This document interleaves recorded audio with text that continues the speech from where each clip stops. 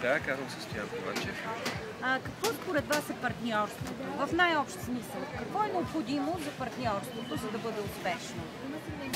Доверие и взаимен интерес. Това са основните неща. Днешна дата. Какво според вас е необходимо на младите хора, за да се реализират в България? Да се реализират в България? Да.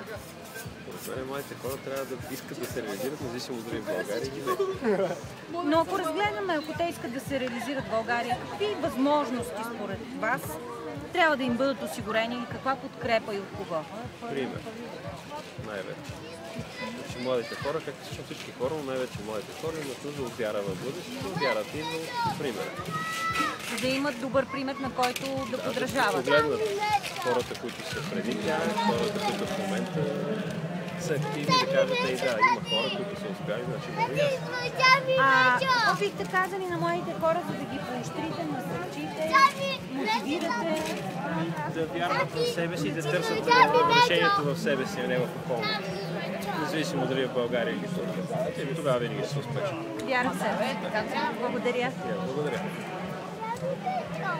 Мечо!